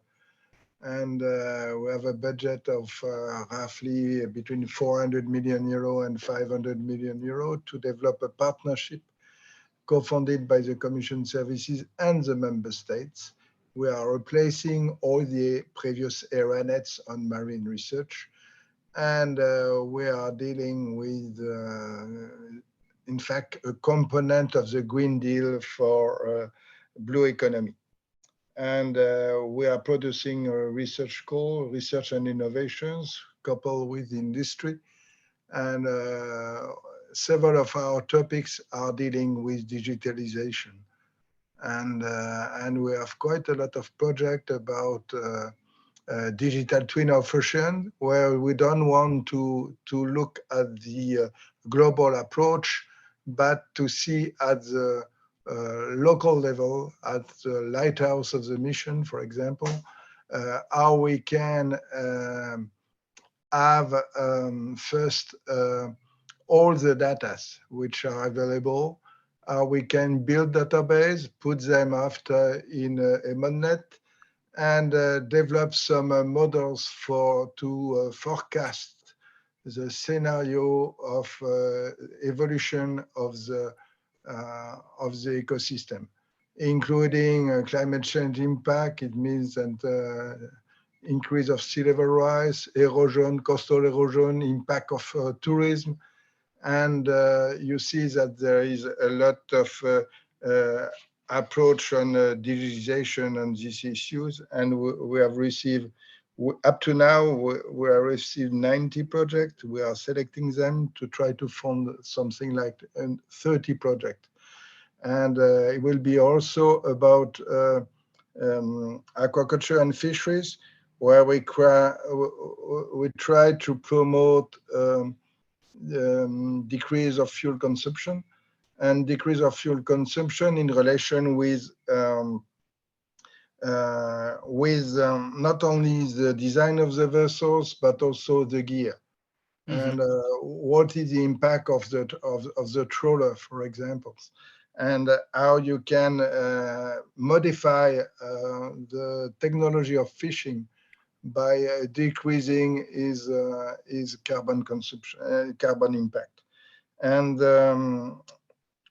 there is, in the literature, there is quite a nice application of how digitalization can reduce the footprint of the fishery. For example, you have with remote sensing, with satellite, you can define hydrodynamic components and identify the front areas where you can find, for example, the pelagic fish, like sardines, like anchovy, like tuna. And Copernicus Marine Services is developing some applications, in fact, to support in real time the fishermen by indicating them where they have a high probability to find the fish. And through GPS, they are going there, not to fish more. No, to fish better, yeah. Yeah, to fish better and to be to reduce the time of activity on sea, and by this reducing the fuel consumption. Yeah. And you have some other nice applications which are under development about automatic recognition of species of fish in continuity, in real time, in the trawl, in the net. You will see if you have a sea bass, sea bream, or what is the fish that you have in your net. And if you want, you can choose if you want to keep it or release it, and avoid the discard on board. You see that it's this type of applications that we try to promote, and this call now is ended, but each year we will do a research call around 50 million euros in cash. It means that it's. I think that we need a lot of innovation to change the paradigm and to change the detrimental impact of fisheries and also on aquaculture. But it's the same also for tourism. Yeah, but this last thing you mentioned is quite impressive, that there's a system that is able to tell you to recognize what fish you're fishing, and in real time just leaving you the decision to keep it or leave it. I mean, it also contributes to one of the main objectives of the common fisheries policy, to reduce discards, to reduce to basically no longer have any discards in principle. But is there a project on that is currently ongoing? I think that there is an Interreg project funded by structural funds, okay, and different regions. You happen to remember the name of that project? Because that would be quite interesting. No, I have not. Okay. Yeah. No. Okay. Okay. And then, okay, since you're here, I know that it's designed by Ifremer in Lorient. Lorient is a town where they are based. Okay. Okay. No, thank you very much. It's quite interesting. And since you're here, and I take opportunity of you being here, just out of curiosity, since you have this very, I would say, global overview of several blue economy sectors where the state-of-the-art research is going, do you think there is a specific blue economy sector that is embracing digital technologies more than others? Do you see a trend, a pattern, or do you think it's spread equally across the blue economy? I'm thinking that, and recently there is the fishermen and the other fishermen association, they know and that they have to reduce their footprint. They know and they see, you see, with the tremendous increase of the price of the fuel, they see that they have to do some progress in this domain, and they are a lot concerned.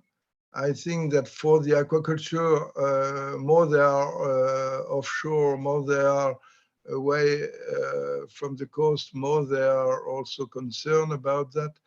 and perhaps also perhaps the tourism activity is a bit less concerned. Even if you can promote some green tourism, some biodiversity components of marine life in relation with tourism activities, but okay, it's my personal view. Sorry. Yeah, no, of course, and I'm also curious to know whether our friends from the tourist sector share this view or not. Of course, they represent the part of the sector that is embracing digital technology, but maybe they also agree with you. I don't know. Okay. What else? Maybe before we end this session, I'd also like to ask to the entire group. At this point, we heard several points of views of how digital technologies is transforming blue economy sectors. But maybe the question I'd like to ask you is, what more the European Commission could do to have digital technologies penetrate blue economy sectors to a wider scale. I think we named also some challenges like public acceptance, for example, or cultural barriers to innovation, some sectors being more proactive than others, or maybe as Maurice underlined a few minutes ago, it's also very good when you can combine a legal obligation, for example, such as for fishers to reduce their environmental footprint and reduce carbon emissions, but at the same time, you can couple that with some saving that you can see immediately. In this case, if you can save fuel consumption, you're not just contributing to an environmental goal, which is good enough already, but you're also saving money. And in these cases where we can couple legal obligations with some real business, of course, the incentive to adopt a new technology is much higher. And this maybe perhaps calls for also communication initiatives to showcase the advantages of investing in a new technology. So what I would like to ask you is what you think can be done, what more can be done at the European Commission level to facilitate the introduction of digital technologies in the sector? Do you think it's communication? Normally the question is, the standard answer is more money for more projects, which is a legitimate answer. But if there's something else, I would like you to elaborate.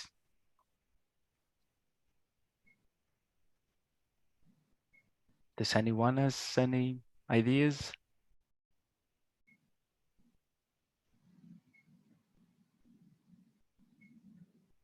Okay, maybe again, at this point, everyone hates me, so one more person won't make any difference. I see that there is, we have also Plocan here. Plocan is a technology platform. So again, they at the forefront of technological innovation. And I don't know, maybe Yurima, you would like to share your view with us?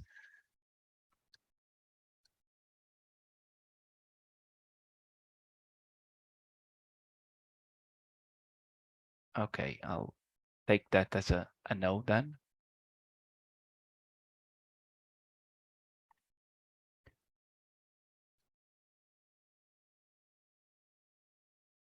Right.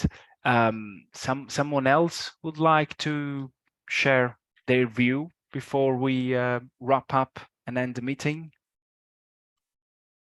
Maybe something that we didn't mention, some more interesting points of view.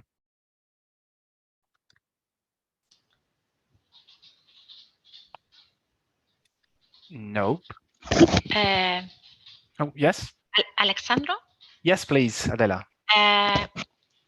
You speak about more money and more projects, but I think that, for example, when I speak before, I I told you about a project of the digital transformation in the traditional sectors.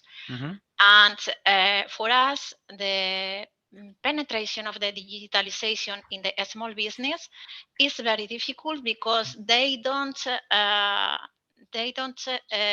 know the need to do this, because for they, the daily work is more important than to take some time to thinking about the digitalization of their business. And I think that if the European Commission make more diffusion of the projects of the utility of the project in the small and micro business in blue economy, I think that perhaps will be very useful for a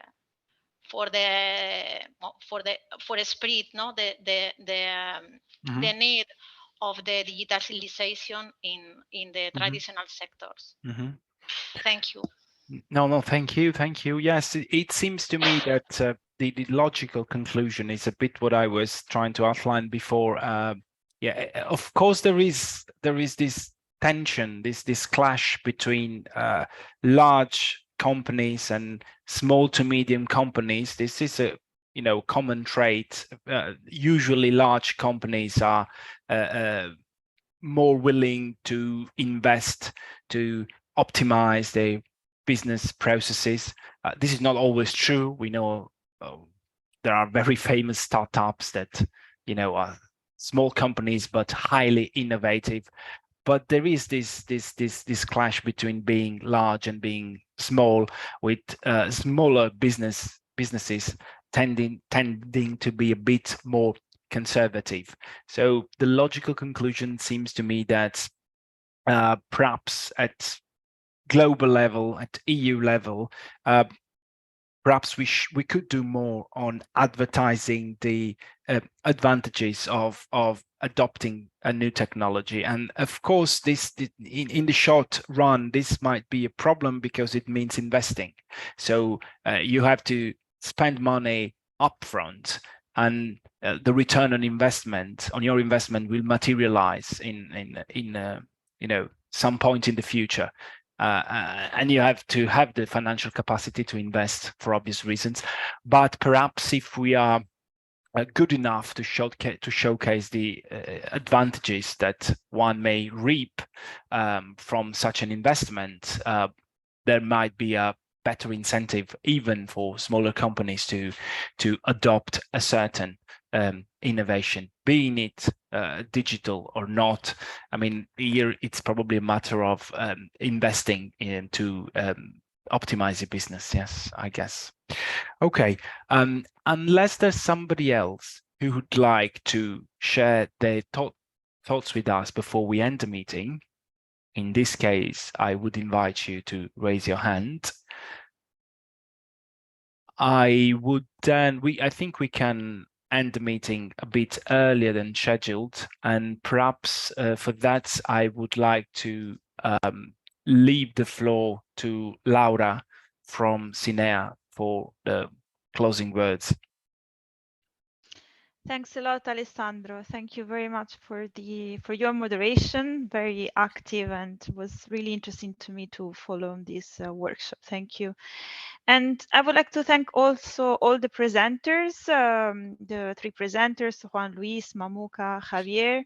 Your presentations were really food for thought for, I think, both the Commission side, but also for the projects.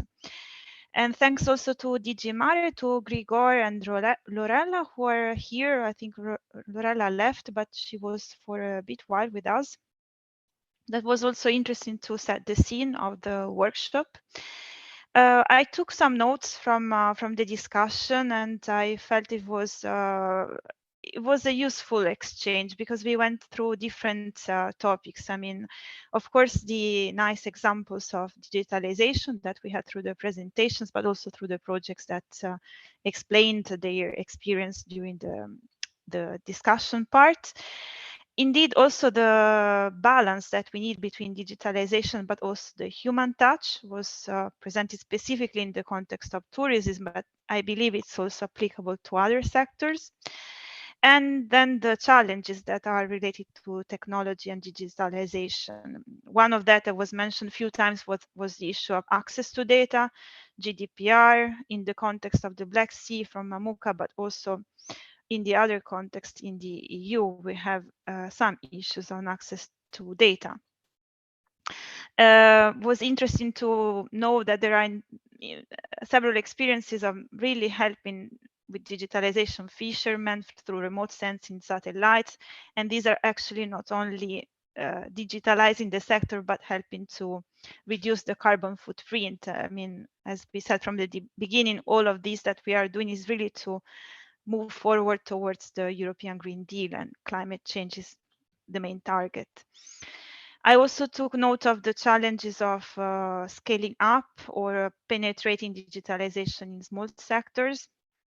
And from the last point that was mentioned, to have maybe the EU further promoting the usefulness of digitalization. This maybe can help also some small companies or companies that do not perceive yet the benefits to move forward in this direction. So I really hope that also for you was interesting, and also these messages, maybe you are the multipliers and can share them with your communities. With this, I really hope to see you in person in a couple of months. In September, we have the live final event in Brussels. And I thank you very much. I really thank Alessandro and Anna for the organization and for the moderation. And hope to see you then in September. Well, thank you very much, Laura. Thank you, everyone. I remember you can, for those of you who are involved in coastal tourism, we have this project that this workshop that is taking place in late in September. If you want to register, please scan the code, and it's going to focus on marine data for the coastal tourism sector. Once again, thank you very much. This was our last workshop. I'm not sure if I'm happy or I'm sad, because it was a lot of effort, but still, over time, I got used to it. Anyway, there's going to be this final event in September, and after this workshop, the recording will be uploaded to the YouTube channel, and you will also receive a workshop report with the presentations and the summary of the breakout discussion. I hope you can now enjoy your lunch as well as the rest of the day, and thank you very much again for being here. See you until next time. Thank you. Thank you. Thank you. Thank you very much for the participation, and have a nice afternoon. Thank you. Bye. Thank you. Bye. Thank you. Bye. Thank you.